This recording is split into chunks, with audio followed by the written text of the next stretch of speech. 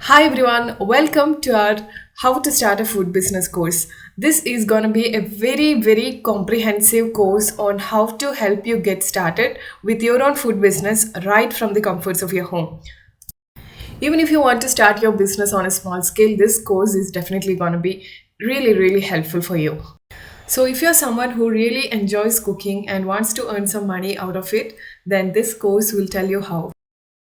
So about 3 to 4 years before, when I was starting into running my own food business, I wished some person comes and tell me about all these things so that I don't want to figure it out all by my own. So this course is designed in such a manner that every beginners who is interested to start a food business on their own can join this course and learn all the basics about how to run a food business. I hope this course will be beneficial for you. Do let me know your feedback. It will be really valuable for me. My name is Sana Faisal and I am from Kerala. You can reach out to me at sana@businessbuzzplus.com. So with this course, we are going to learn a lot of new topics. We are going to help you choose between running a food product business or a food service business, whichever is best for you. And we are going to help you choose a brand name for your business. And we will be telling you what are the licenses and registrations that will be required for you to start your food business. And also we'll be telling you how to get your local body registrations done. And also if you are planning to start a food product business, we'll be giving you the label guidelines and also yet another exclusive content that we are providing on this course is that how to get packaging materials for your food business.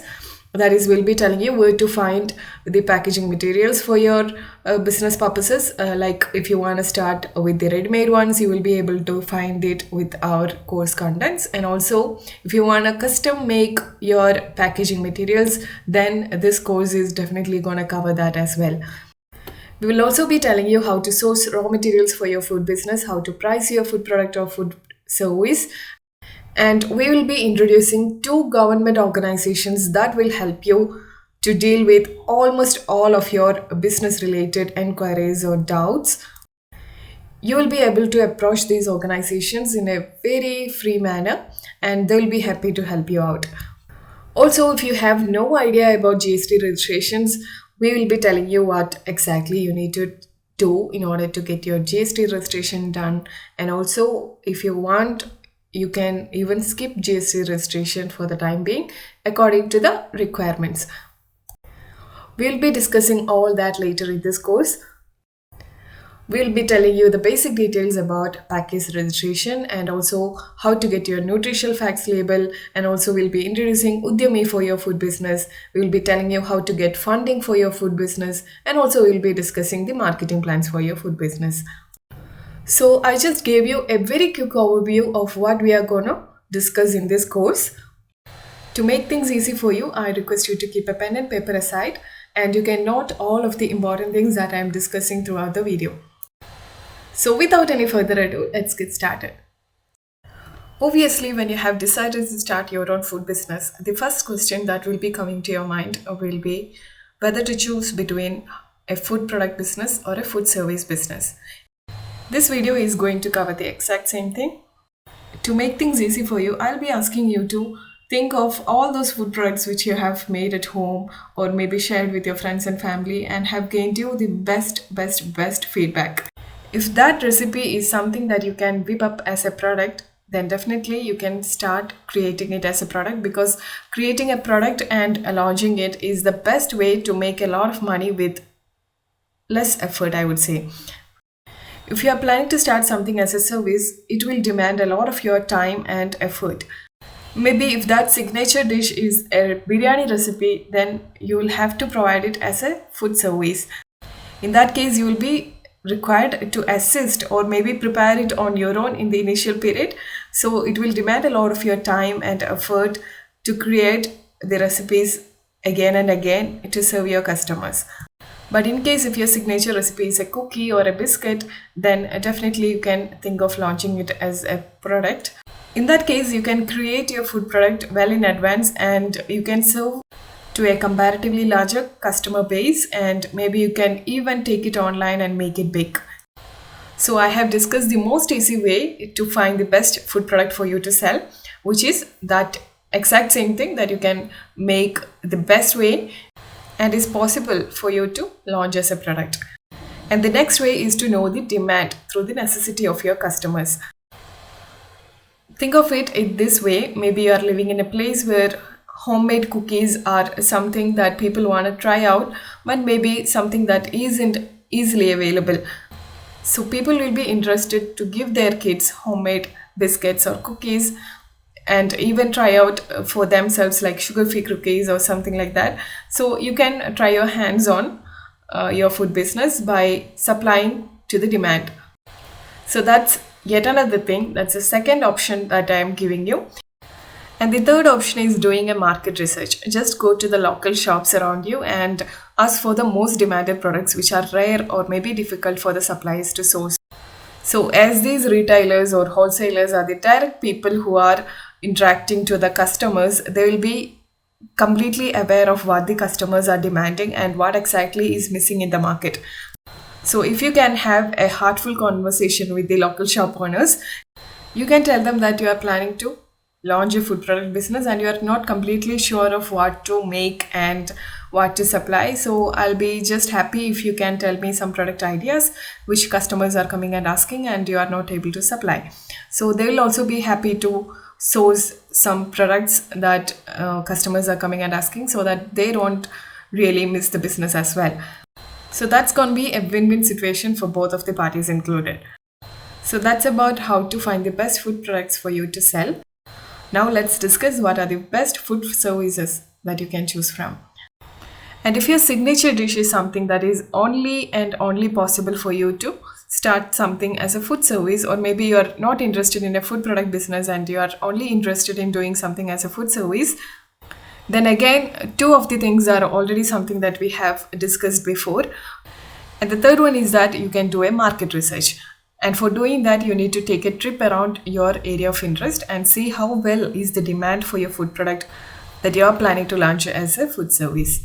And you will be able to also understand who are the competitors around, and you can make a note of their prices, taste their special food preparations, rate them, and also understand their strengths and weaknesses as well. So maybe you will find out some food businesses which are doing extremely well in their businesses. So you will be required to make a fair comparison between what you can provide to the society, what you can provide to the potential customers, and what is already given in the market. And you can compare yourself with your competitors and understand whether if it will be fruitful for you to join the competition. If you feel yourself to be confident enough to serve the customers better, or maybe offer your food products in the best manner than your competitors, then definitely you are into the business. So these are the simple ways you can choose between food product and food services business. In this video, we are going to help you choose a business name or a brand name for your food product business. So obviously, we are trying to figure out the good one for your food business. So we'll have to find something that is very easy for people to remember and also very easy to pronunciate. And yet another important thing is that you will have to figure out if it is available for you to use. Meaning you will have to make sure that no food business brands are playing in the market with the exact same name that you are planning to launch your food business. Because they must have already taken the domain names around, and that can make it difficult for you to launch your online business. So this way also you can save yourself from going behind the legal complications that an established brand can make you run behind. These established brands must have already taken their trademark registrations and all with that brand name. So it will be a legal violation if you use the exact same one. So what you can do is just leave behind all these big brand names and start to develop a list of your own with the names that develops a curiosity for the first time listeners. And at the end, what you can do is share this list with your friends and family and ask for their suggestions. And obviously, the most voted one will win the game. In case you are finding it difficult to come with a list of new names, what you can do is just run a Google search and you can search for business names generators. And this will come up with a complete list of business name generating websites, and you can go on to one website and type in some names that comes to your mind, and it will automatically generate different names based on synonyms. And it is even possible if you just search for like food business names, maybe like catchy food business names, and it will all give you a complete list, and you can just randomly check off each and everything that you don't like and come up with a list that you are ending up liking. When you have decided to launch your own food product business or maybe your food service business, you will have to take your FoScoS or FSSAI's registration or license. So first of all, let me tell you the differences between a food license and a food registration. With this video, you are going to figure out exactly the same thing. Let it be food product or a food service that you're dealing with. If it comes under the normal food category, you will only need to go with the business registration under the FSSAI. I'll try to communicate in a very simple manner.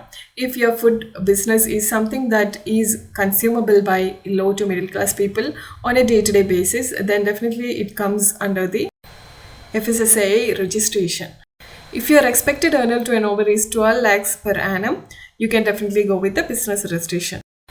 If you are expecting an annual turnover of over 12 lakhs, then definitely you will have to go with the FSSAI licenses. So taking the FSSAI registration is a very simple step. You can find multiple videos on your own regional language on YouTube. Just search for how to take a food business registration in India.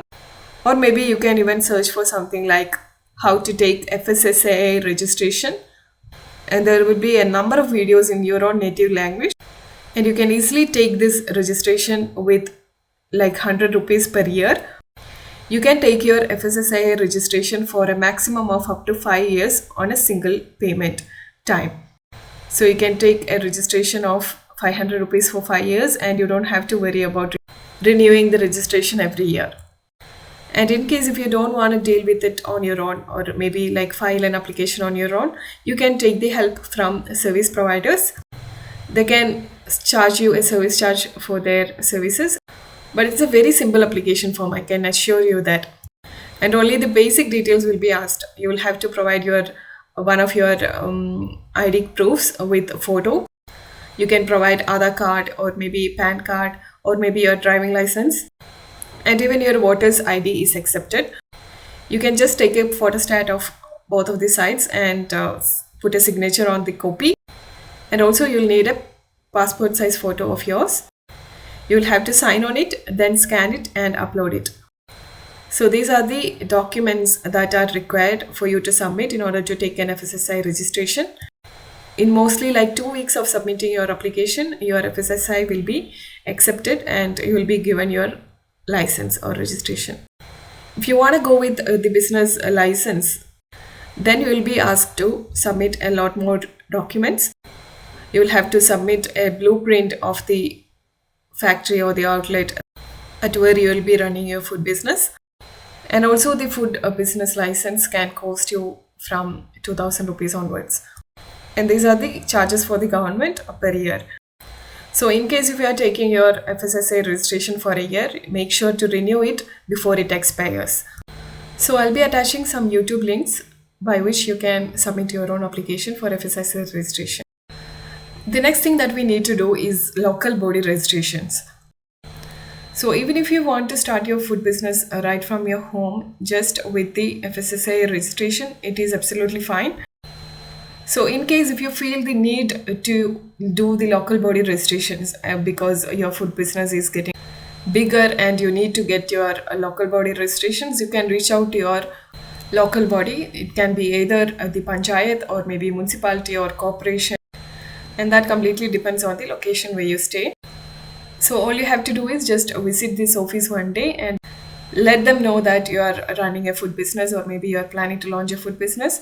So you are deciding to take the local body registrations done, and they will be happy to guide you on how to submit an application. You will obviously have to pay a certain amount of fee that can range from 500 rupees to maybe 2,000 rupees. And even you can reach out to your DIC center.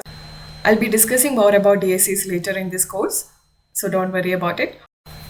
So why are we actually taking the local body registration? So of course it is your responsibility to let your local body know that you are running a business in their range. It can save you from a lot of troubles later.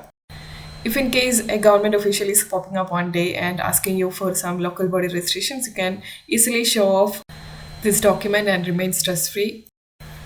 And I personally felt that this local body registration is especially important only when you're dealing with a food service business. For all those food product business owners, you can decide upon it on a later stage, I would say. If you are only starting on a very small scale right from the comforts of your home, you can do it later when your business is growing. When your business is already established, or in case you are doing a food service business, you can obviously register with the local body. In this video, I'm going to talk about how you can find custom-made packaging materials for your food product business or food service business. So for purchasing the custom-made packaging materials on a comparatively budget rate with minimum or a lower MOQ, I'm going to visit this website called myperfectpack.com. So this is something that is really exclusive to this course.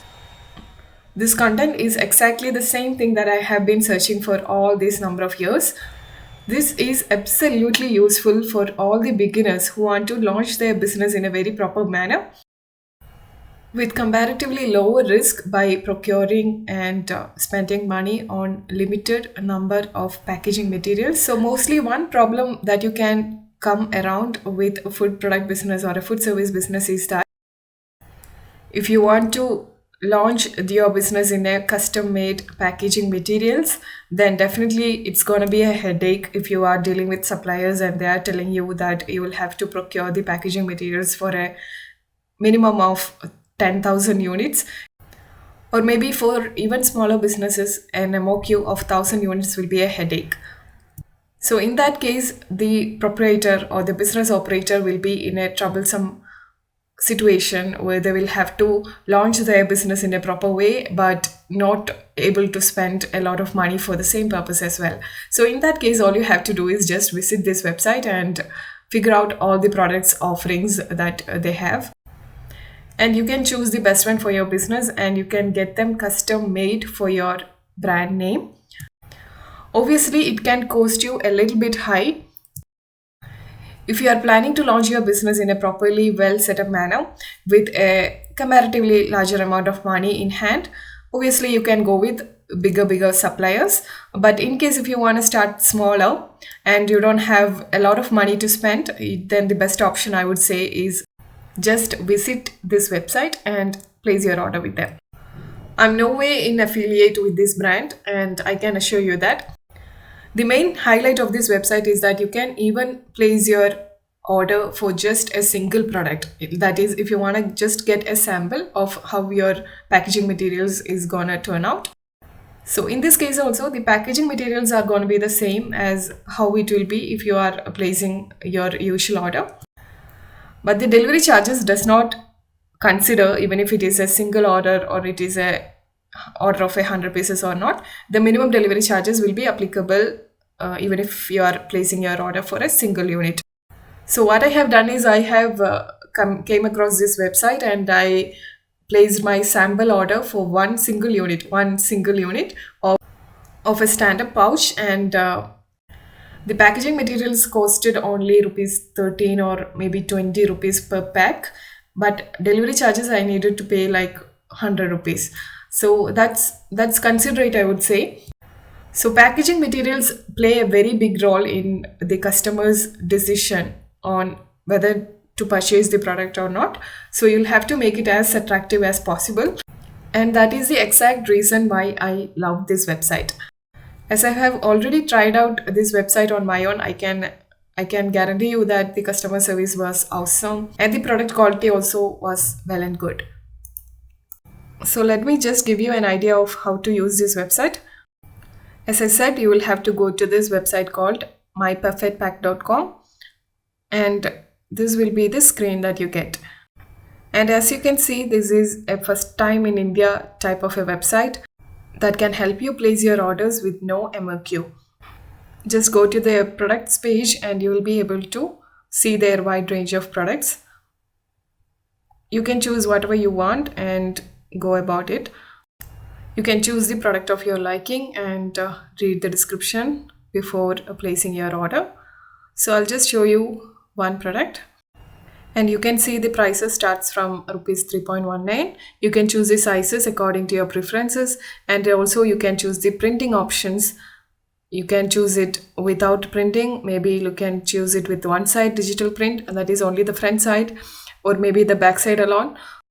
And if you want, you can even select both side printing, and the prices will change accordingly. This is for one side digital print. You will have the prices like rupees 11.25. Even then it is affordable, I would say. Why? Because you don't really know at this particular point if your business is gonna be bigger or maybe it's gonna fail utterly. So you don't have to stock a large number of digitally printed standard pouches or packaging materials for that matter, and get your funds blocked in there. Once you're happy with the product, you can just submit your contact details and make the payment. And you won't always find the option to submit your own designs for the printing. So in that case, what you can do is just email them the digital designs that you have, that is either developed by your own graphic designer or maybe something that is designed by yourself. They will even reach out to you on your email asking you for your digital designs. So you can just reply to that email and send them the details. They will be happy to help you out. In this video, you're going to learn how to source raw materials for your food business. So let it be any business for that matter. It is very important for you to source your raw materials on a very budget manner. Packaging materials are one of the raw materials that you would need for your business. And other than that, maybe if you are running a chocolate business, you will have to buy some cocoa powder, maybe some sugar, some cocoa butter, and all sort of that ingredients. So to source those raw materials in a very cost efficient manner, what are the things that you can do? That are the things we are going to discuss in this particular video. So if you are starting on a very low budget, I would say what you can do is you can go to the wholesalers in your local area, because it won't be very much cost efficient if you are buying on a very small scale by traveling a long distance. So for complete beginners who are starting out small, what you can do is you can reach out to the wholesalers in the local market, and you can get the prices from various wholesalers and you can purchase from the best one. You will have to decide upon the prices and the quality of the raw materials that you are getting from the suppliers before finally dotting onto one. And once your business is growing, you can move on from the local wholesalers to the regional wholesalers. And at this given stage, you should be in a position to procure the raw materials in an even more higher value of money. And not just that, you should be able to procure in even more higher quantity. So once you are already reaching out to the regional suppliers and your business is growing even further, you can try reaching out to the suppliers from other states. If your raw materials are coming from other states, you can definitely reach out to the suppliers in other states directly and get the rates in a much better manner. You can make the arrangements for the delivery accordingly by discussing things with them. And for this matter, I would highly suggest you to use a website called Indiamart.com. In case if you do not know it already, Indiamart is a wholesalers, retailers, manufacturers website where you can find a number of suppliers who are eagerly waiting for your request for the raw materials or the products that are already carried by them. So Indiamart is basically a directory of all the suppliers around. So all that you have to do is just go to the website Indiamart.com and search for the particular raw material or the thing that you're searching for, and it will show you a list of all the suppliers around. You can choose the suppliers according to whether they are the manufacturers or the wholesalers or the retailers. They will give you the contact details. You can directly approach them and make the purchase.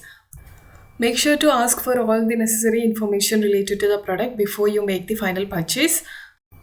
That is, before you make the final payment to the supplier that you found on Indiamart, make sure to ask the complete product description.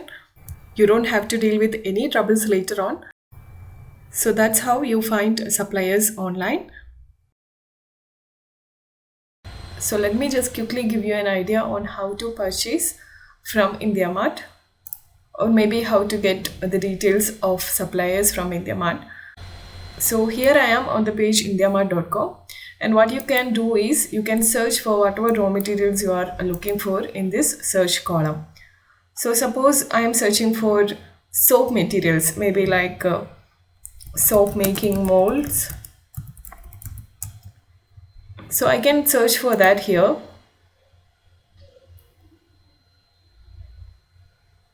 And this is going to give me a lot of options to choose from. So these are the results from various suppliers.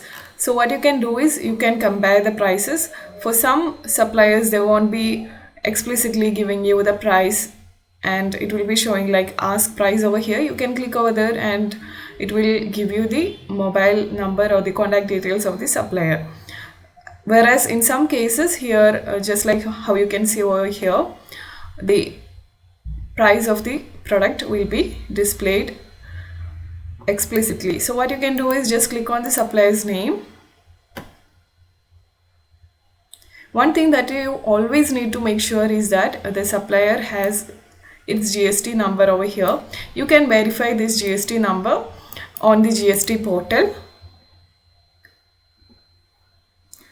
So these are the items that the supplier is dealing with. So you can get the company details over here, and this also has a trust seal from Indiamart. So this is Indiamart trust seal verified supplier. So hopefully you won't be facing any issues with this supplier because Indiamart has already verified this supplier, and this supplier is from Uttar Pradesh, Lucknow, Lajpat Nagar, and the group is known as Saturn Group, and that's the company name. So here you can even download their brochure. You can even pay with Indiamart if you want. If you do not want to directly deal with the supplier and make the payment, you can even pay through Indiamart. So this is the brochure of the company. This is generated by Indiamart itself, based on the catalog that they have uploaded on Indiamart website. So I can go through it and see which all products are the things that I really need. So these are like one option that you can do. So if you want to call the supplier, you can just click over here or take the mobile number from here and make a call. You can see that it is given as 77% response rate. That is, out of the 100 calls this supplier is getting, he is responding to 77 calls. And here you have the send email option. If you do not want a call, you can always send an email. But I would always recommend you to make a call, because in India it is comparatively difficult to get a response to our emails. So this is how you find and contact suppliers over Indiamart. And as we have discussed in our previous video, like how to purchase custom-made packaging materials, this is exactly how we purchase ready-made packaging materials. You will have to just go to indiamart.com and search for the packaging materials, and that will be giving you the options for ready-made packaging materials option. And if you want to order in bulk, I mean if you want to order customized products in bulk, you can check Indiamart itself. It will also give you multiple options. Multiple supplies will be available on Indiamart for both your ready-made and custom-made packaging materials requirement. If you are planning to launch your food product business, definitely you will need to know the packaging guidelines for it. So that is exactly what I am going to discuss in this video. So whenever you are planning to design your product label, make sure to have all these details in your product labels. Why? Because it is mandatory for some platforms. If you are planning to sell it online, it will be mandatory for some e-commerce platforms like maybe Amazon, maybe Flipkart. They will be having different rules.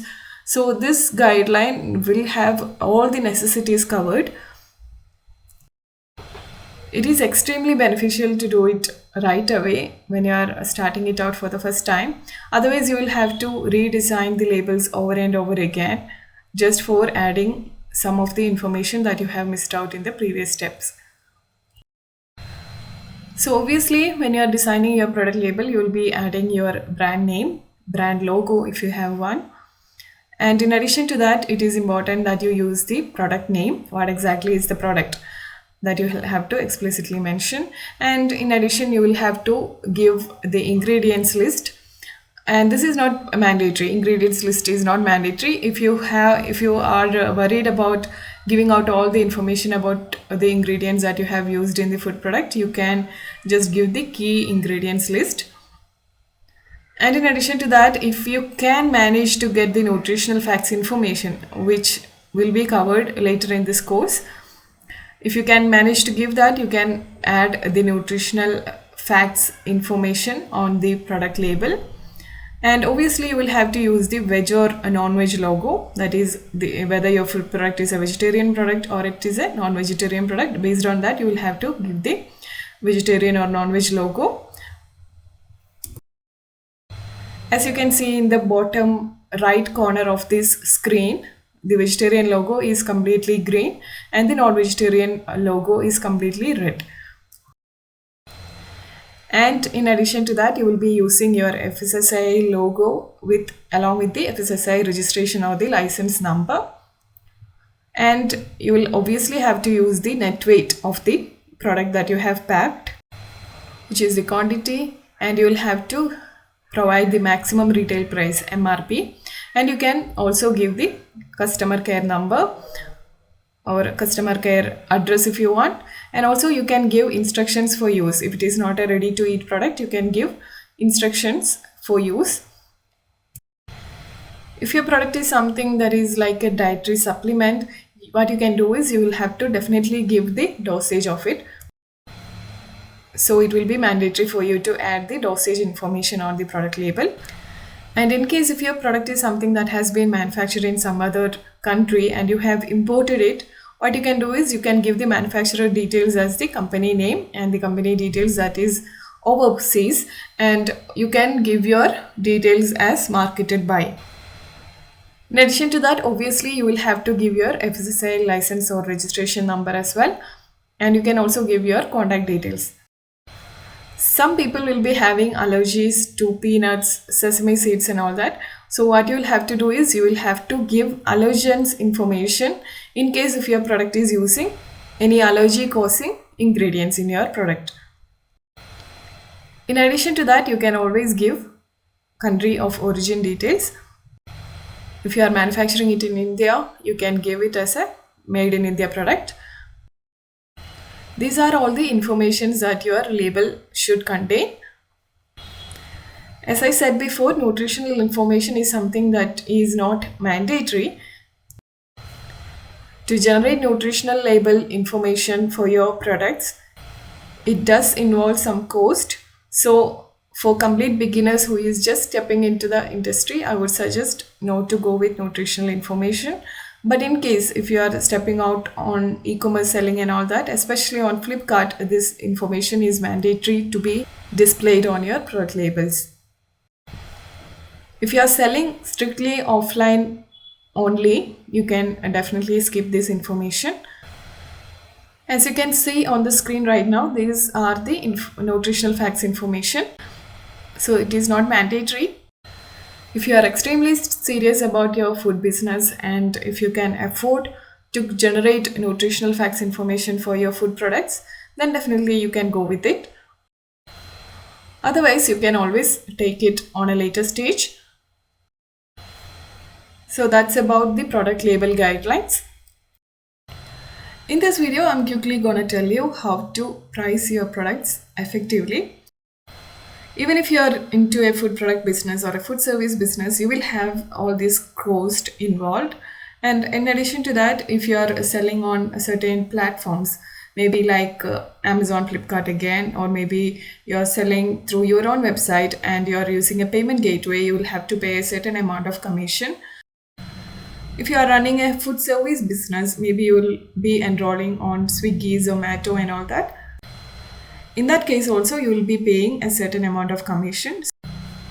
So we have certain amount of cost, we have certain amount of commission to pay. In addition to that, we are doing all this work to earn a profit. So we will be adding our profit as well. So basically our cost plus commission plus profit will be deciding our final pricing of the products. To give you a quick idea of cost involved, I have pointed out each particulars involved. I have mentioned labor charges. Obviously, somebody is making it, someone is putting effort into the manufacturing or the producing of the products. So in that case, definitely we'll have to pay that particular person. It can be you yourself, but even if you are single-handedly managing your business for the time being, you will have to put some labor charges as your labor price. Even though you are now single-handedly managing all the things and you are not charging labor price, but you are only taking the profit out of it, it's completely your choice. But again, at some point of your business journey in future, you will need to hire someone's help. Then you will obviously have to calculate the labor price. So it is always advisable, I would say, to calculate the cost in advance. So that's about labor pricing. And obviously, if you do not know how to calculate labor charges, just think of it in this way. Just think of hiring someone's help and charge them per hour. And you will have to decide what is the manufacturing time for a certain number of products that you are dealing with. And after that, you will just calculate the amount of money that you are giving them divided by the number of hours. And at the end, you will decide how much number of units were you able to manufacture out of their label for an hour, or maybe the batch, and then you will divide it accordingly.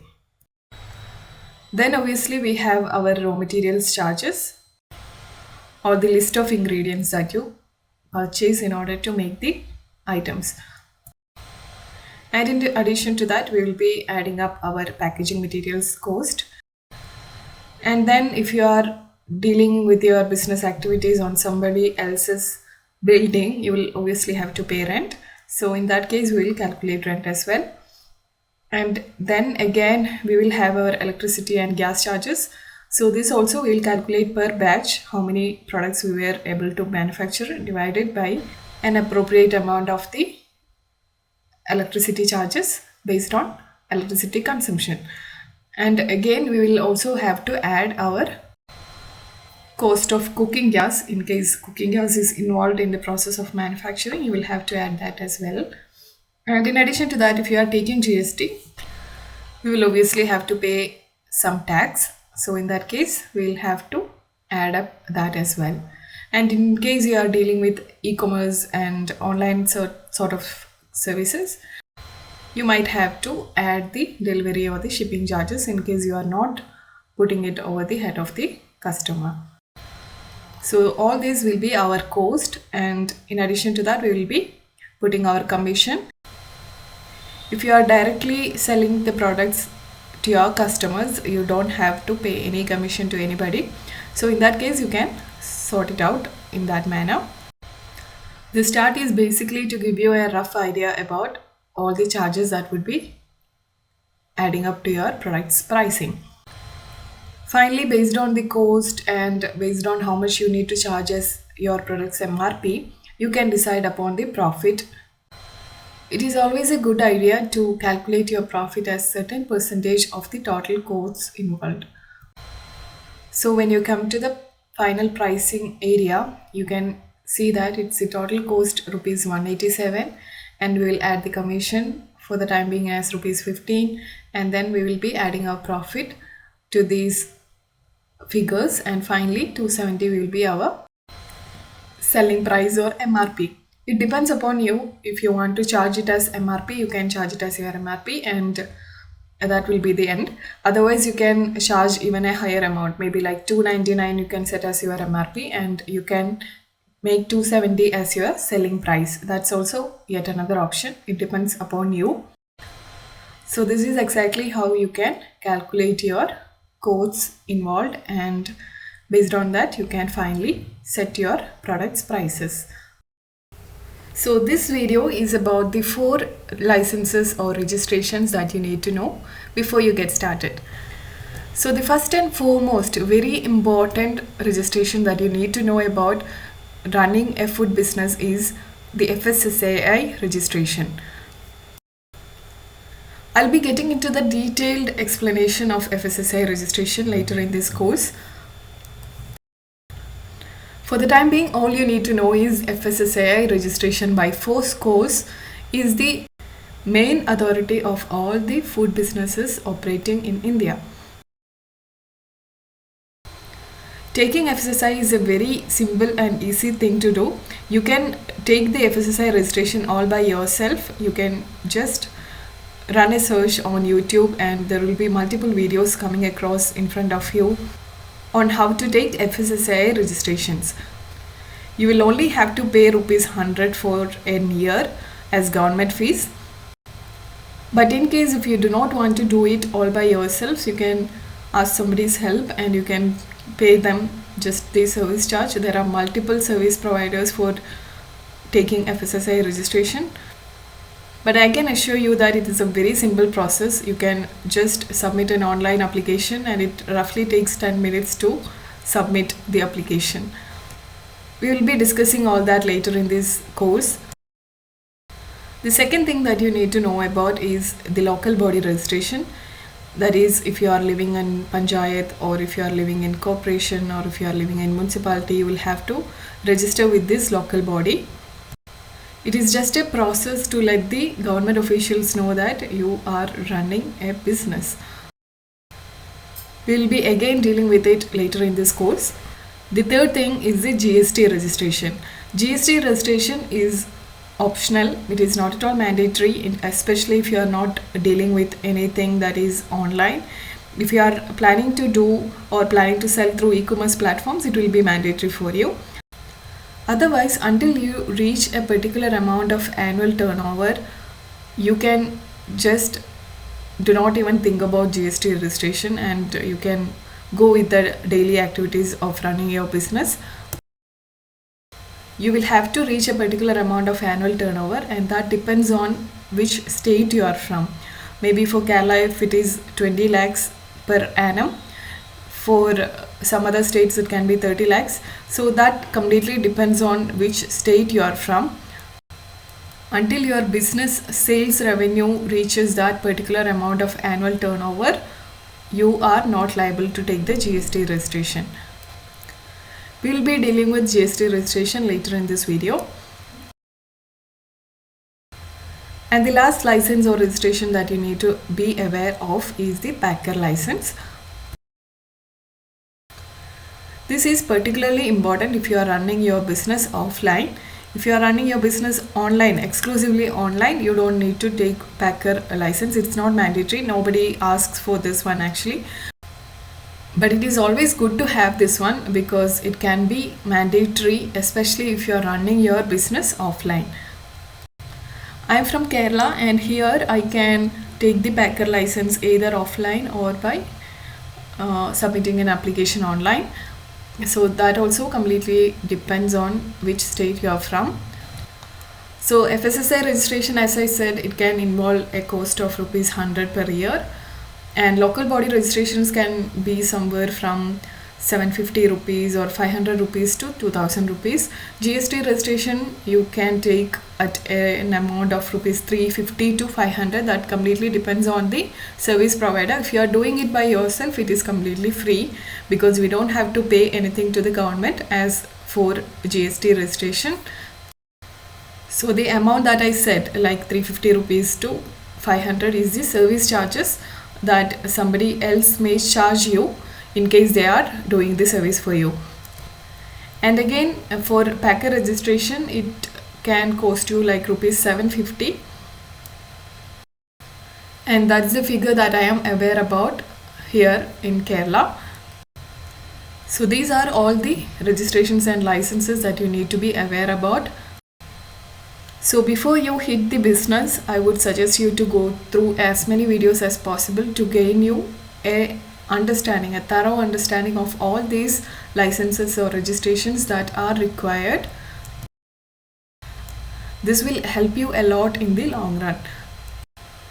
So spend some time, refer through as many websites as possible with regard to your state, and you will be able to gather much information about all these registrations and licenses in detail. You can even search on YouTube. There will be many videos about all these registrations and licenses, because as these are dealing with food businesses, there will be multiple videos. Obviously, even in your native language, you will be able to find a lot of videos, and a lot of information will be shared to you on these YouTube channels. So make use of all the available resources in front of you. Even if you feel like somewhere, if you do not understand something properly, just go through as many YouTube videos as possible. And even then, if you were not able to answer a particular question, I'll be helping you. Later in this course, I'll be sharing the information of 2 government organizations which will be helpful for you to ask your doubts and clear your queries. I would say there are 2 government organizations which you need to be completely aware of the moment you are serious about your food business. One is DIC and the other is MSME. So what exactly is DIC? DIC means District Industries Center. DICs play a very important role in developing and promoting industries in each and every states in India. So these are established by Department of Commerce and Industry of the respective state. These DICs provides assistance for all the DIC programs, and also it has an opportunity to provide with the entrepreneurs a single window clearance system for all the activities that they are doing. And also the main agenda of DIC is to promote industries in rural areas, and it also provides employment to people in both rural and urban areas as well. So each of our states have DICs, multiple DICs, like in every district it will have an office. So what you have to do is just go and talk to them. If you are not able to go, just get their mobile number or contact details from Google and contact them accordingly. You can register your small scale industries with DICs. There are raw material assistance by DICs, and also there are marketing assistance provided. These DICs will also give you the financial assistance by guiding you about all the government related schemes available for entrepreneurs based on your caste, age and gender. There will be multiple schemes offered by government, and you will be completely made aware of all these schemes by DICs. These government organizations will be really happy to help you out with all your queries and business related activities. These DICs are not just exclusively for food business. You can approach them for any business that you are running. As I have displayed over here, you can know anything and everything about your business from DICs. It gives you technical details and all other help to develop your business. It provides knowledge and information about various government schemes for business and helps you avail them as per your eligibility.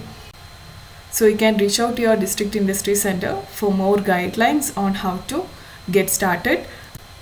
If you don't have enough funds to get started, these government organizations will help you find financial assistance through different government schemes as well.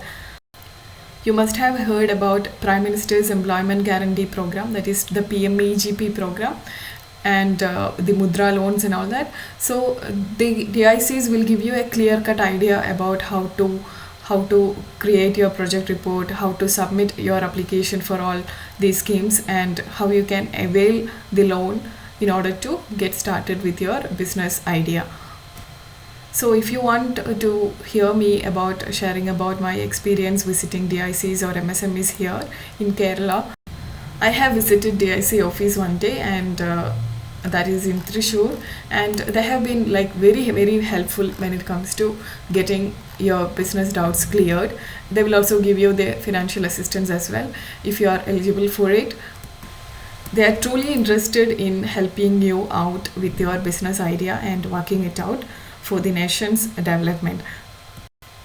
They are easily approachable, so there is no need to worry about approaching them. They are not doing a favor for us. We are reaching out to them for help, and they are the responsible people to give you the guidelines. In case if you did not get a warm welcome from these officers, always make sure to report it to the higher officials. At least if you do not have time for running behind all this, just send an email to the higher authorities letting know about the same.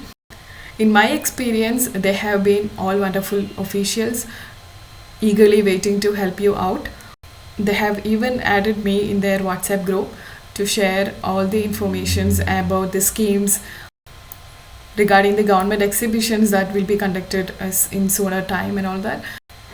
And they would call every now and then to take an evaluation about your business. In order to gather information about your DIC, all you have to do is run a Google search about your state's DIC. Just type DIC or District Industry Center on Google along with your state name, and you will be able to get the contact information of all the District Industry Center within your state. In this video, I'll be telling you how to get the nutritional facts label for your food product in India. If you are a small food business owner or a homemaker who is new into the business, this video will tell you how to acquire the food label. So first of all, what is a food nutritional facts label? The nutritional facts label is a label required on the most packaged food in many countries. Nutritional facts label are only one of the many types of food label required by regulation or applied by manufacturers. Now, why is nutritional label important? The Ministry of Health and Family Welfare stated that a mark from the FPO or egg mark, companies that are responsible for checking food products to enable consumers make informed choices while purchasing by declaring their product labels nutritional information on the products. These days, a few online marketplaces, especially the ones that deals with the sale of organic food products, make it mandatory to have a nutritional label for the food products they sell to its customers. There are two ways to create nutritional label for your food product. First one is using nutritional database. Some online websites have a nutritional database, and you can build the nutritional facts label for your products based on the recipe you have followed for its production. All you have to do is enter the ingredients along with its measurements, add the serving size, etc., and based on the information from the website's database, it will give you the nutritional facts information for your food product. Some websites provide it for free, whereas majority of the website I found asked to sign up and pay a certain fee of around rupees 6,000 for a label. Now let us check out the second option. The next method for getting nutritional facts label is to approach a food quality testing lab. If there are none in your area or locality, you may approach them via a mail or give them a phone call. Mention the food product that you want to test and what all information are you looking for in the nutritional label, etc., and ask them to give you a quotation. And then you need to pack around 200 or 250 grams of the product and send them to the lab via courier service. If you can't reach them, it's not in your place, etc. Well, this is the case, you can just courier them. They will test your products and give the facts in around 7 to 10 working days depending on the lab's policy. Once you send them an email, they will revert to you in about 2 days giving their quote, and most of them would charge around 2,000 to 2,500 for a label with just a few facts. Here is a sample of the charges given to me for my product, sharing it just to give you an idea about the price range. And these were the the charges and the quotations that I have been given by most of the food quality labs near me was around the same range. So I thought to give you a better idea about the price range. So you may Google food quality testing labs near me to know the nearest labs around you. Now let's talk about GST registration. As I have already said, the mandatory slab depends on the state that you are coming from. For some states it can be 20 lakhs of annual turnover, and for some states it can be 30 lakhs or 40 lakhs. That completely depends, and you will have to run a Google search in order to know which slab your state is following. As I have already said, if you want to take your GST registration all by yourself, it is a completely free of cost process. You will not have to pay anything to the government as registration fees. But if you are not able to do it all by yourself, you will have to take the help of a GST practitioner, and they will charge you a service charge, and which can range from like 350 rupees to 500 rupees. Some charges even more, like 750, some charges 1000, and that completely depends on the service provider that you are reaching out to. If you are not aware of any GST practitioners as of now, what you can do is simply visit this website, which is www.gst.gov.in, and what you have to do is just scroll down, and here you can see an option called Find a GST Practitioner.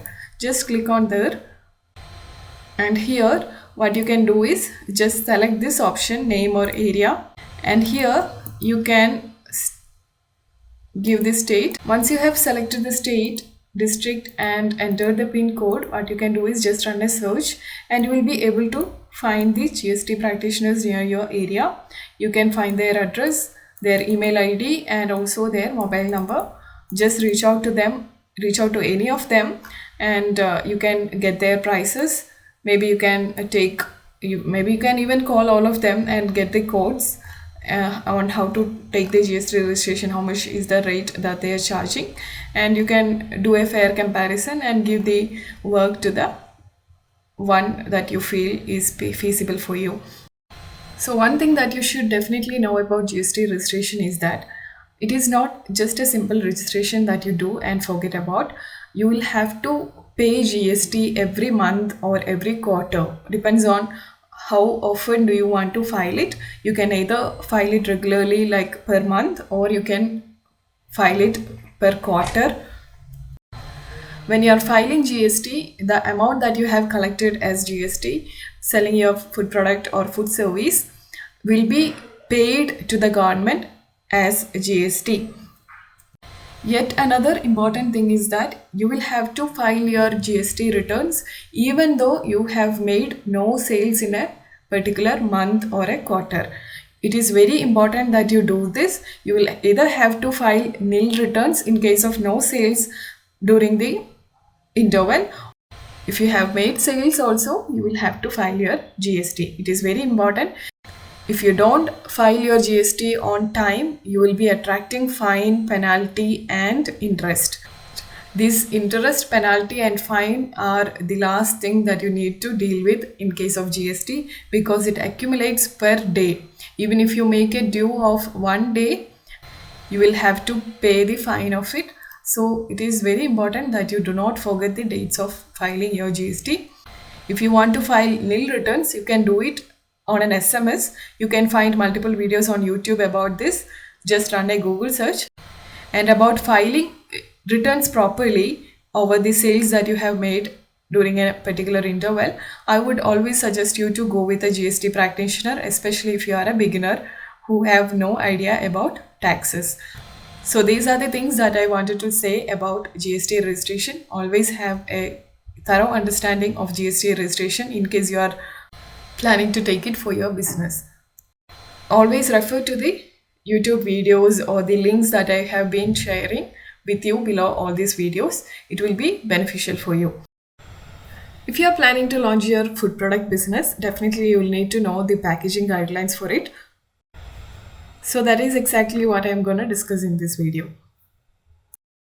So whenever you are planning to design your product label, make sure to have all these details in your product labels. Why? Because it is mandatory for some platforms. If you are planning to sell it online, it will be mandatory for some e-commerce platforms like maybe Amazon, maybe Flipkart. They will be having different rules. So this guideline will have all the necessities covered. It is extremely beneficial to do it right away when you are starting it out for the first time. Otherwise, you will have to redesign the labels over and over again just for adding some of the information that you have missed out in the previous steps. So obviously, when you are designing your product label, you will be adding your brand name, brand logo if you have one. And in addition to that, it is important that you use the product name. What exactly is the product that you have to explicitly mention. And in addition, you will have to give the ingredients list. And this is not mandatory. Ingredients list is not mandatory. If you are worried about giving out all the information about the ingredients that you have used in the food product, you can just give the key ingredients list. And in addition to that, if you can manage to get the nutritional facts information, which will be covered later in this course, if you can manage to give that, you can add the nutritional facts information on the product label. And obviously, you will have to use the veg or a non-veg logo. That is, whether your food product is a vegetarian product or it is a non-vegetarian product. Based on that, you will have to give the vegetarian or non-veg logo. As you can see in the bottom right corner of this screen, the vegetarian logo is completely green and the non-vegetarian logo is completely red. And in addition to that, you will be using your FSSAI logo along with the FSSAI registration or the license number. And you will obviously have to use the net weight of the product that you have packed, which is the quantity, and you will have to provide the maximum retail price MRP. And you can also give the customer care number or customer care address if you want. And also you can give instructions for use. If it is not a ready to eat product, you can give instructions for use. If your product is something that is like a dietary supplement, what you can do is you will have to definitely give the dosage of it. So it will be mandatory for you to add the dosage information on the product label. And in case if your product is something that has been manufactured in some other country and you have imported it, what you can do is you can give the manufacturer details as the company name and the company details that is overseas, and you can give your details as marketed by. In addition to that, obviously you will have to give your FSSAI license or registration number as well, and you can also give your contact details. Some people will be having allergies to peanuts, sesame seeds and all that. So what you will have to do is you will have to give allergens information in case if your product is using any allergy causing ingredients in your product. In addition to that, you can always give country of origin details.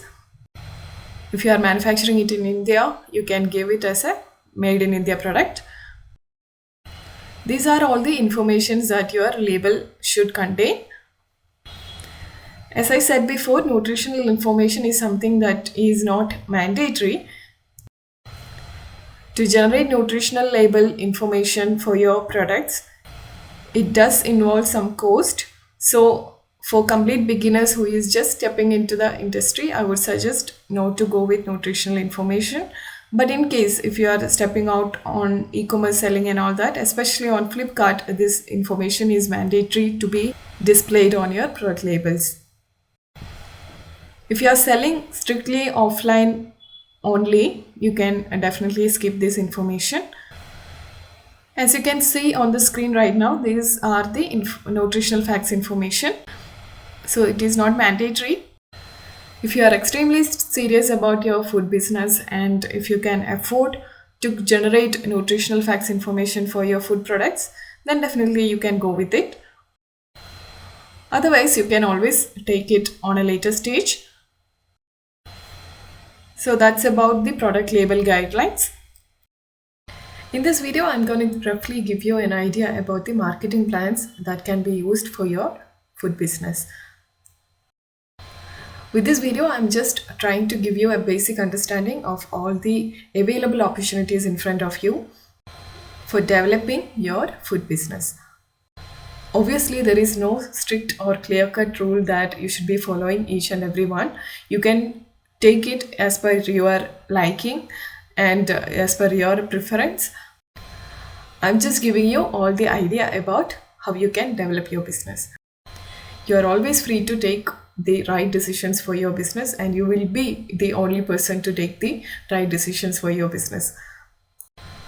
Obviously, as you all know, at the present scenario, we all have to be live on the social media opportunities in front of us.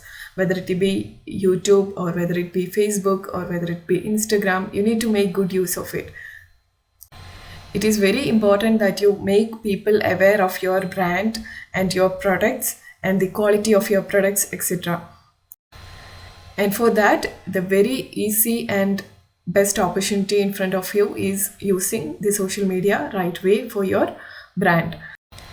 It is always recommended to have social media handles about your brand and always do posts about your products, how beneficial it will be for your customers, what are the reasons your products are standing out from your competitors, etc.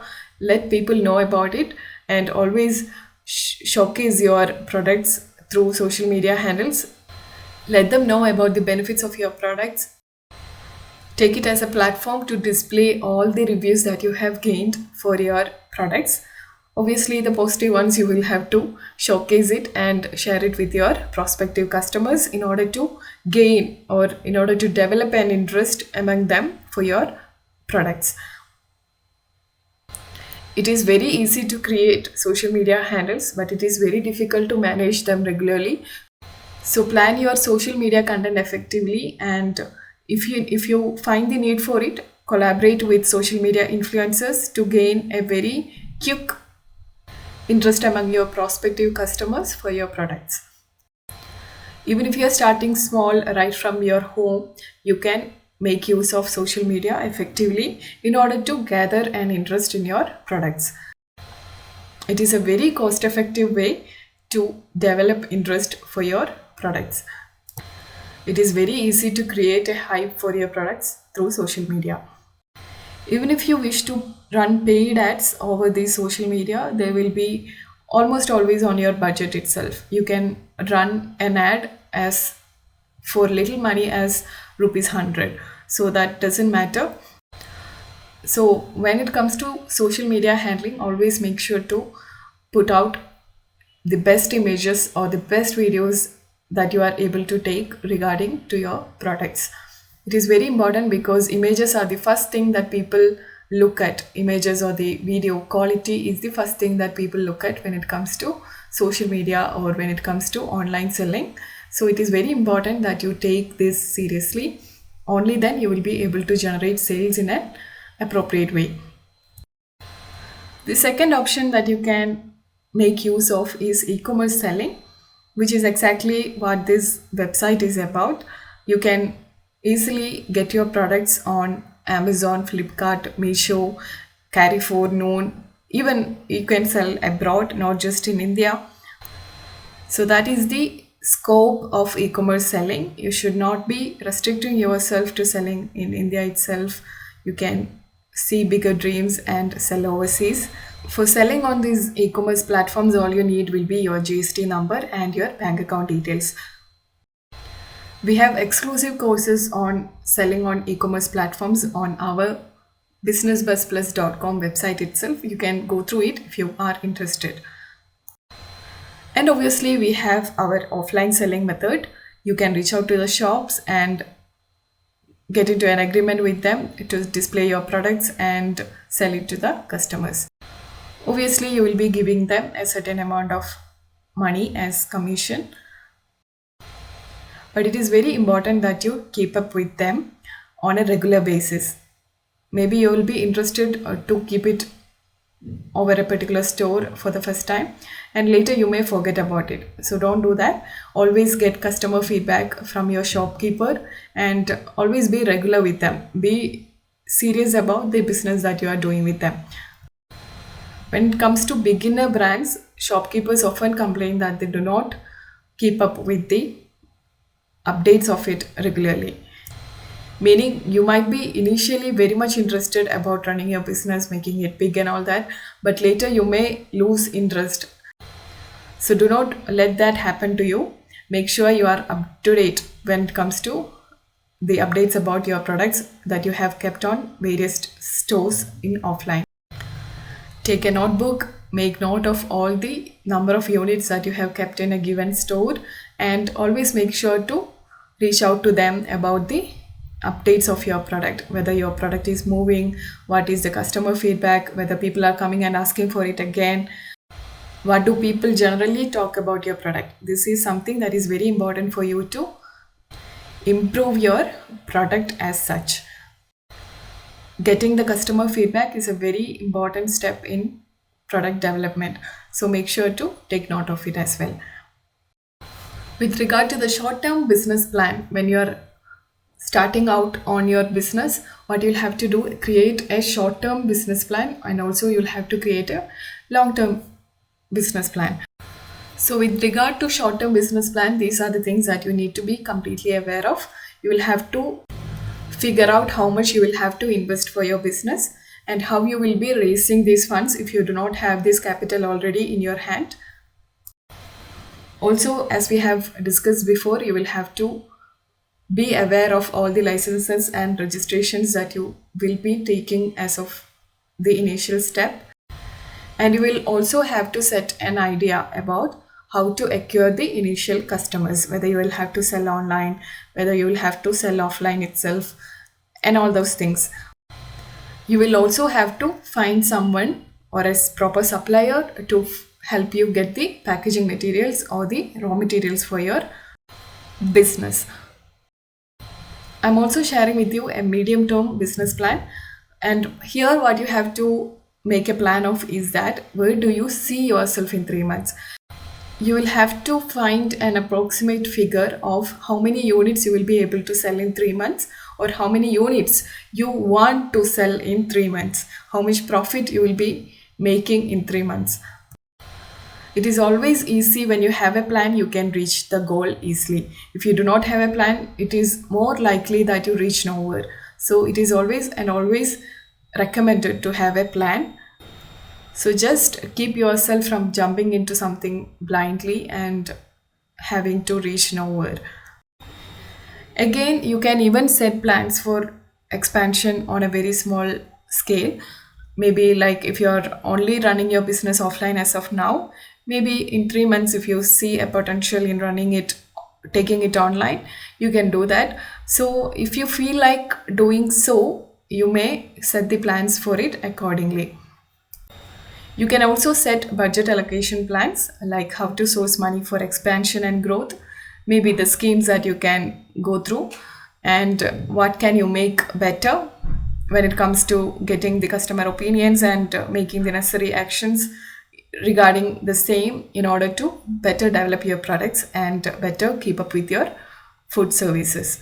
So that is yet another thing that you should be taking note of. Next is our long-term business plan. Here you can have an idea on where do you see your business in the next 1 year, what improvements did you see with the sales, how to expand your business within or outside your state of business. So these are the things that you can decide upon when it comes to long-term business plans. Similar to DICs, yet another government organization that you can approach for business assistance is the MSME, or Ministry of Micro, Small and Medium Enterprises. This organization is also very much helpful in giving you the right assistance for developing your business. If you have some doubts about some technical matters regarding developing your business, say for example, if you do not know how to store your pickles in an appropriate manner, they will guide you about the usage of preservatives, in what quantities you should be adding it and all that. Basically, they will be guiding you with all the necessary information to take your business forward. India's micro, small and medium businesses plays a very crucial role in running the economy and providing jobs in the country. So this is the reason why MSME is playing a very important role in helping us. If your investment in plant and machinery or equipment is not more than rupees 1 crore and annual turnover is not more than rupees 5 crores, then you will be falling under the micro category. To know your nearest MSME, all you have to do is again a Google search.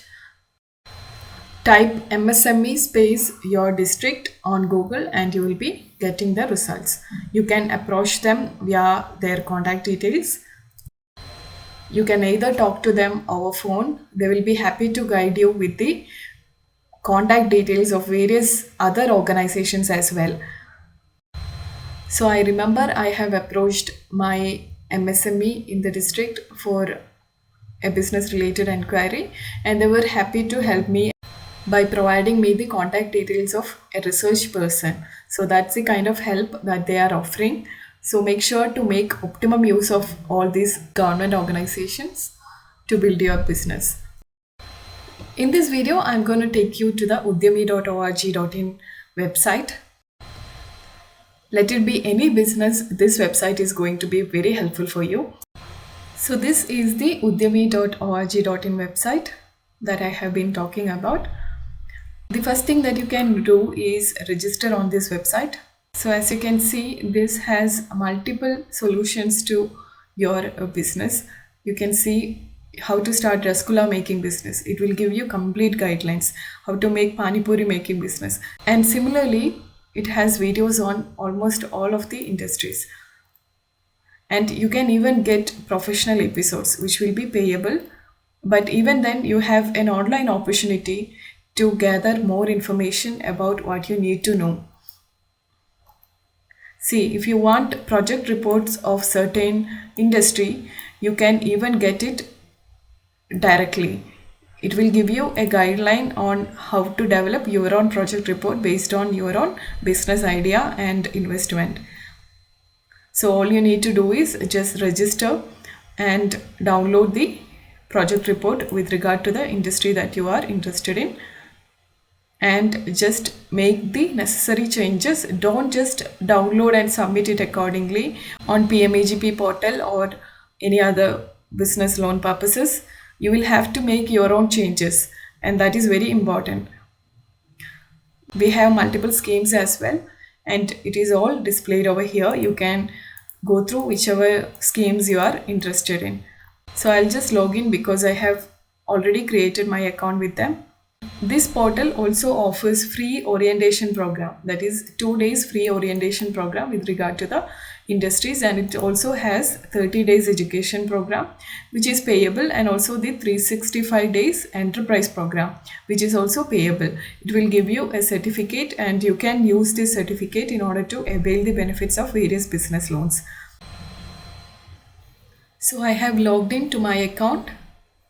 As you can see, the education program is costing rupees 2,950, and these are the benefits of getting this program. And also we have the enterprise program, and that costs rupees 5,900, and these are the benefits included, and this is valid for just 30 days and this is valid for 365 days. And when you come to the industrial solution option over here, you can select whichever industry that you are interested, and maybe this one is the one that you are interested. You can have an opportunity to play the videos.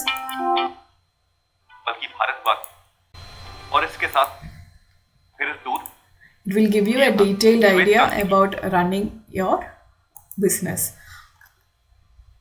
Other than that, if you come to this option called project reports, you will be able to get the project reports as I have said in the previous few minutes. You can even search for certain projects over here, maybe food. So this is like energy foods, food truck business, millet based food products, food storage containers business. So you will have the PDF files of the project reports. You can go through them and develop your own.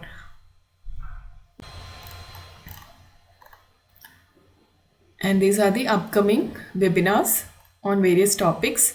As you can see, the fee is just rupees 0. These are free webinars on various topics.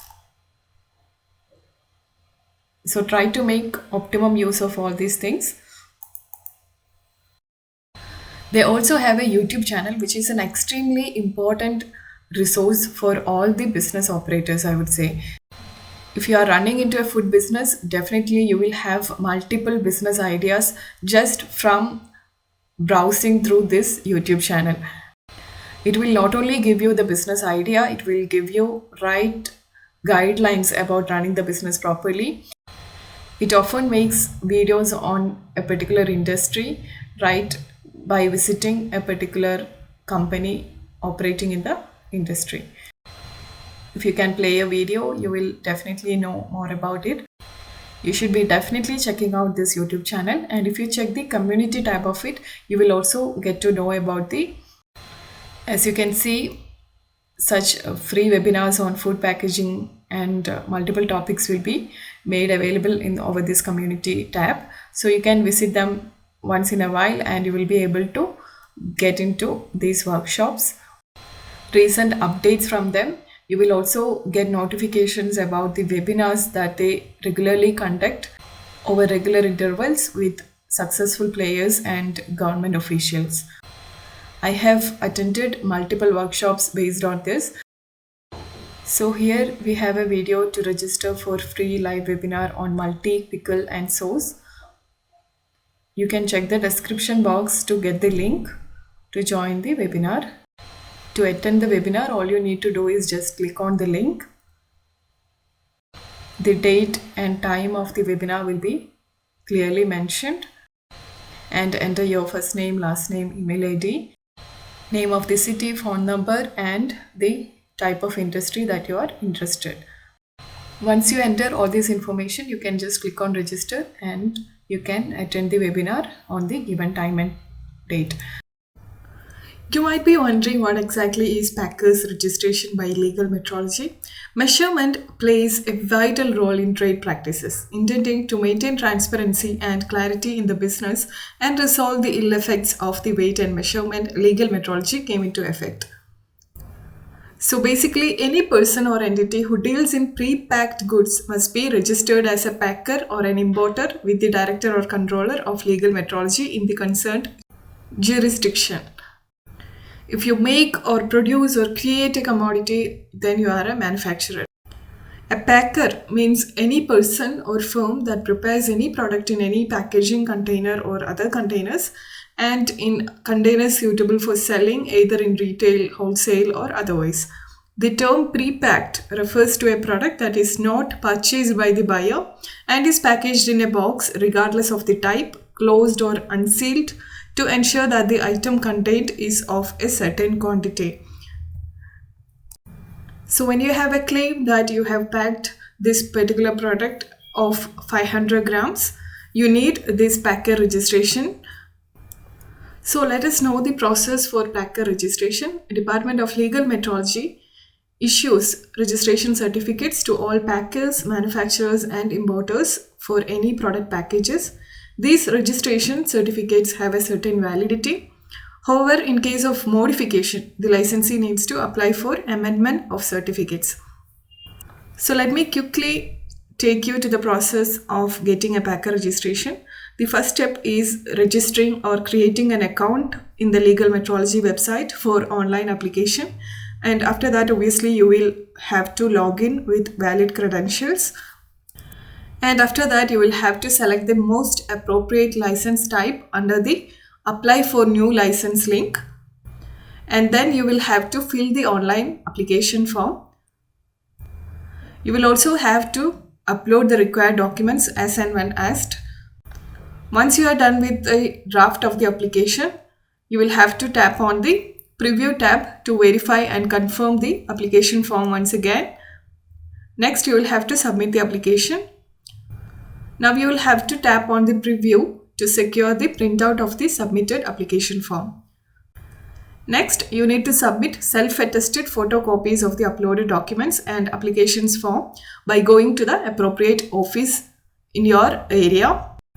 A concerned officer will visit the area for inspection on the spot.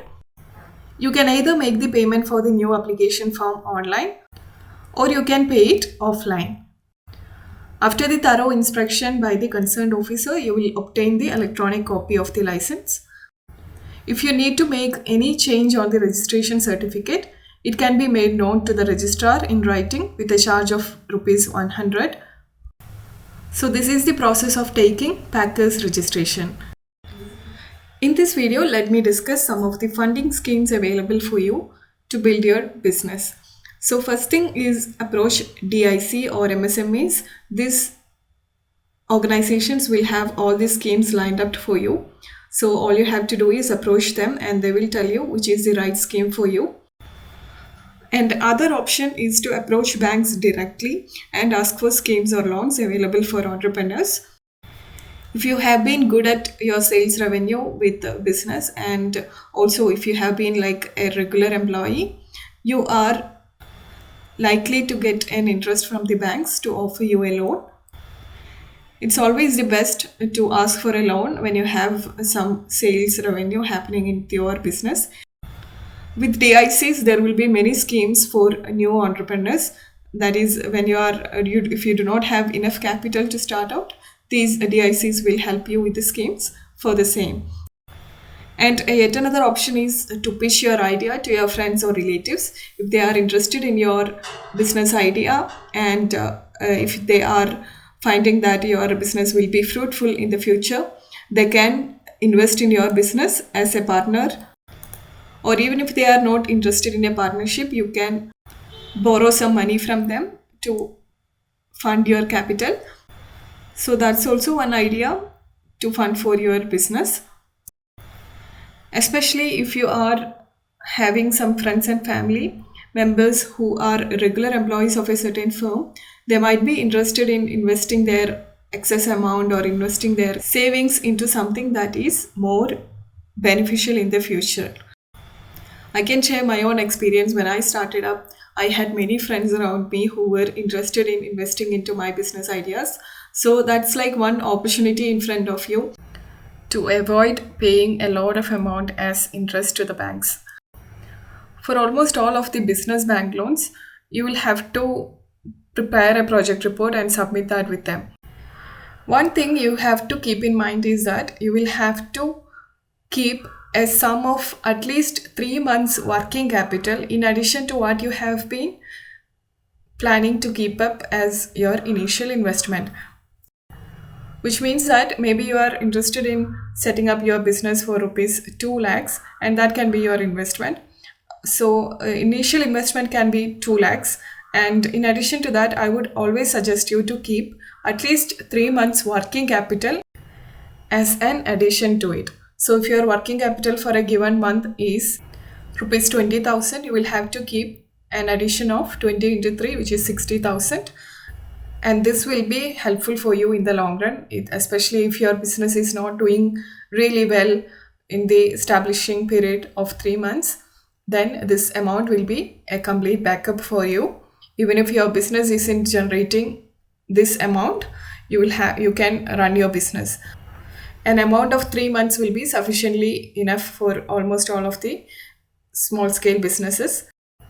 In case if you feel like your business idea is something innovative and your customers might take some time to welcome your business idea, then what you will have to do is just increase your working capital amount from 3 months to 6 or 12 months based on your idea. This way you will be able to better handle your business. As we have already discussed in our Udyami.org course topic, that's how you can get your sample of project report for your business idea. So make use of it. In this video, let's quickly see how to register your home kitchen or restaurant on Zomato. This is exactly the same way that you can register with Swiggy, Uber Eats and all similar platforms. So we have visited this website called zomato.com/partner with us option. Just copy this URL onto your browser and you will get a page like this. Now what you have to do is you have to download the Zomato Partner mobile application. But before that, you have to register on Zomato Partnership Program. So for this, we need to register with them. For partnering with Zomato, the documents you will need are the PAN card, GST registration and your FSSI certificate. GST certificate is only needed if it is applicable for you.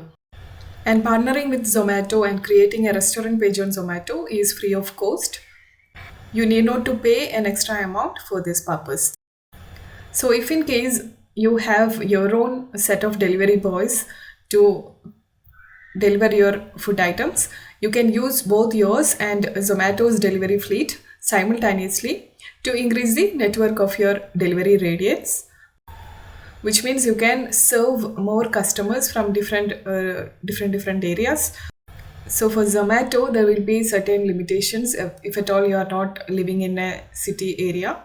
So mostly Zomato will have delivery restrictions to certain areas. So in that case, your delivery boys can be reached out for the delivery on these areas, and Zomato will take care of the rest of the areas.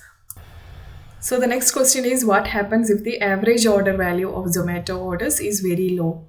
So Zomato says the average order value from our platform, that is on Zomato's platform, is generally more than rupees 250. So the average order value of an order that is received on Zomato will be almost rupees 250 or even more than that. Now to register on Zomato, what you need to do is click on register your restaurant option over here. And after that, click on create account. As I have already created an account with Zomato, I am trying to log in with my mobile number, and I have received an OTP on the registered mobile number. So I am typing in the OTP here. Now it will take me to the restaurant page information. So here I can enter the restaurant details. So I am typing in my restaurant name and the complete address of the restaurant. Now you need to place the pin accurately on the location of your restaurant. You can either click on detect and it will automatically detect if you are in the restaurant, or if you are in the home kitchen at the present moment, you can directly add it by clicking on detect option. Once that's done, I can enter the contact number at the restaurant and click on verify. It will send an OTP and I can enter the OTP now. Just enter the OTP number that you have received. So your customers will be contacting on this number for general inquiries. If you want to share a landline number, you can do that as well. And here you have to enter the restaurant owner details. So you can type in the restaurant owner full name and also the restaurant owner email address.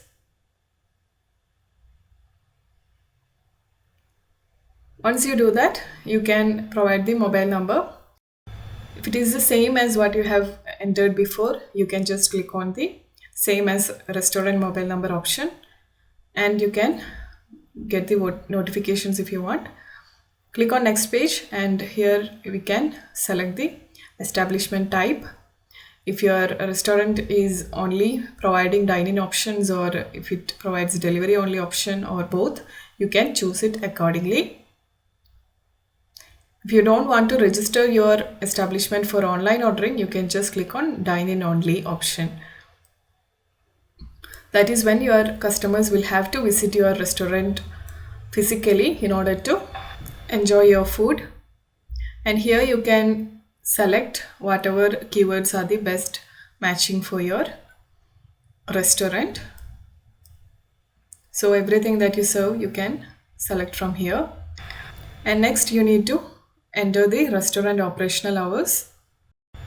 From what time your restaurant will open and what time it will close, you can select it over here. Once that's done, you can click on mark open days option. If you are not working on certain days, you can select or uncheck that option.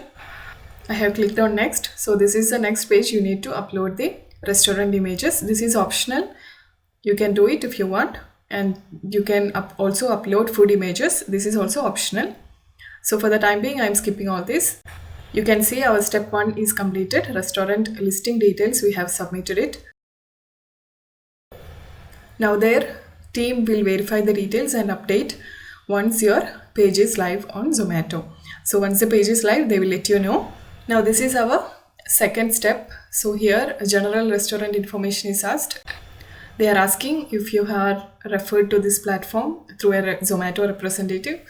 So if a Zomato representative has approached you to list your restaurant on this platform, you can click on yes. So I have clicked on no, and you can upload online ordering menu photos over here. If you have a menu, you can upload it over here. And these are the photo guidelines that they are providing. You can follow that. Once you have uploaded the images, you can click on OK. Once that's done, what you can do is click on receive banking accounting notifications, use details of restaurant owner, or if you want to give somebody else's details, you can click on that. Now I'm clicking on next page and we can upload legal documents over here. You can enter the PAN details. I have entered the PAN card details over here now, and I am also uploading the PAN card image. Once that's done, I can enter the GST information now. So if you have a GST registration against your PAN card, make sure to give yes and enter the GST number. If at all your PAN card is found against a GST number, your application will be automatically rejected. Next, you need to accept terms and conditions and enter your FSSAI certificate details. You need to enter your FSSAI certificate number and also upload the certificate. You can also enter the FSSAI expiry date as well. After that, you need to enter your bank details. Type in your bank account number, re-enter your account number again, select the type of account and enter your bank IFSC code. After that, type in your bank account name and also upload a cancelled check or passbook. After that, your account details will be verified. Now click on next and it asks which device do you want to use for managing online orders from Zomato. If you are using your mobile application for this purpose, you can select the first option. Otherwise, if you are using desktop, laptop or tablet, you can select the next option. And if you are following a point of sale system, you can select that option. Is your restaurant operationally ready to go live on Zomato immediately? That is, if at the given moment, if your restaurant can go live and accept orders from Zomato, you can click on yes. Otherwise, you can click on no. If you are clicking on no, you can select at which date you want to go live on Zomato. And after that, your restaurant partner contract will be given. How much Zomato charges as commission from you will be displayed, and also the payment mechanism fee will be displayed for the order value received. And if you have any additional charges on logistics services and similar taxes, it will also be displayed. Now to receive your contract and accept it, you can enter your mobile number and click on send option. Now you will be receiving your contract on mobile. You can read it and accept it. So that's how you are registering with Zomato platform. Quickly give you an idea on how to. So let me just quickly give you an idea on how to purchase from Indiamart, or maybe how to get the details of suppliers from Indiamart. So here I am searching for Indiamart on google.com.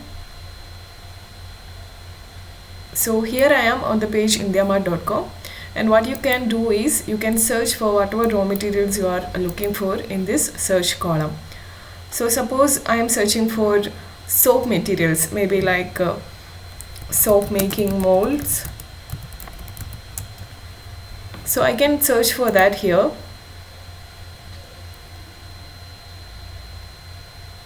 And this is gonna give me a lot of options to choose from. So these are the results from various suppliers. So what you can do is you can compare the prices. For some suppliers, they won't be explicitly giving you the price, and it will be showing like ask price over here. You can click over there and it will give you the mobile number or the contact details of the supplier. Whereas in some cases here, just like how you can see over here, the price of the product will be displayed explicitly. So what you can do is just click on the supplier's name. One thing that you always need to make sure is that the supplier has its GST number over here. You can verify this GST number on the GST portal. So these are the items that the supplier is dealing with. So you can get the company details over here, and this also has a trust seal from Indiamart. So this is Indiamart trust seal verified supplier. So hopefully you won't be facing any issues with this supplier because Indiamart has already verified this supplier, and this supplier is from Uttar Pradesh, Lucknow, Lajpat Nagar, and the group is known as Saturn Group, and that's the company name. So here you can even download their brochure. You can even pay with Indiamart if you want. If you do not want to directly deal with the supplier and make the payment, you can even pay through Indiamart, and Indiamart will be the mediator in this case. So this is the brochure of the company. This is generated by Indiamart itself based on the catalog that they have uploaded on Indiamart website. So I can go through it and see which all products are the things that I really need. So these are like one option that you can do. So if you want to call the supplier, you can just click over here or take the mobile number from here and make a call. You can see that it is given as 77% response rate. That is, out of the 100 calls this supplier is getting, he is responding to 77 calls. And here you have the send email option. If you do not want a call, you can always send an email, but I would always recommend you to make a call because in India it is comparatively difficult to get a response to our emails. So this is how you find and contact suppliers over Indiamart. If you are not aware of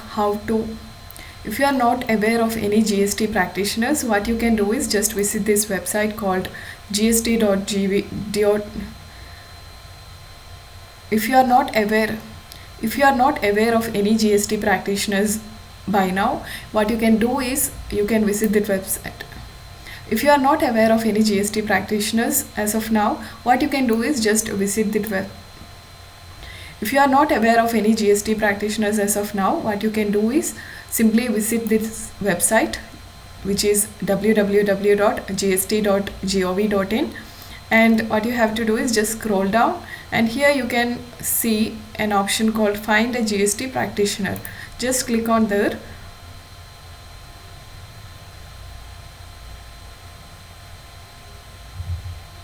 And here what you can do is just select this option, name or area,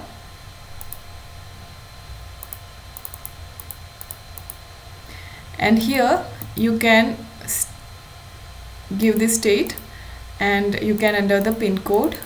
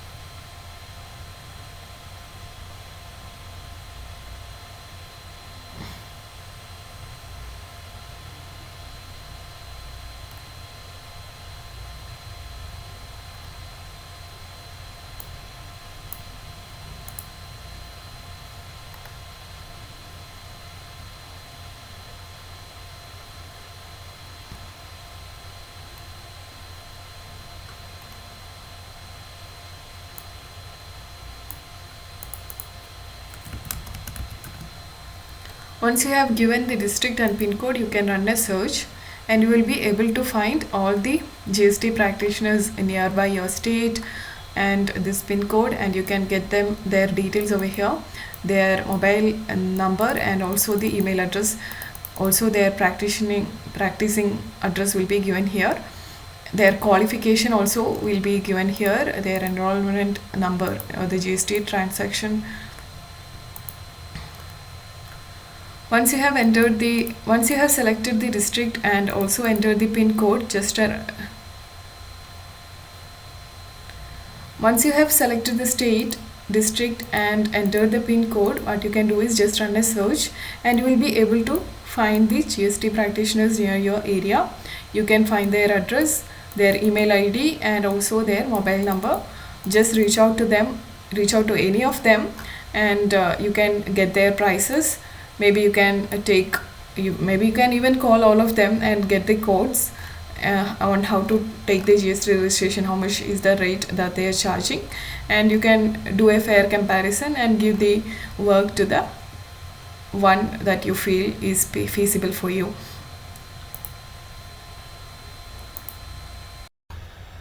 So guys, that's it. So that was all about what I wanted to discuss in this particular course. I hope it was beneficial for you. I have shared a lot many things. I know it might be sounding overwhelming for you at this moment, but eventually when you are dealing with it in the practical sense, you are going to find it easy. There were many relevant topics that we have discussed in this course. You will definitely encounter all of this or maybe 80% of it in your business as well. So I wish you all success. Thank you for enrolling to the course. And please do leave me a review on either of these platforms. You can always subscribe, like, and reach out to me over these platforms. So thank you and bye-bye.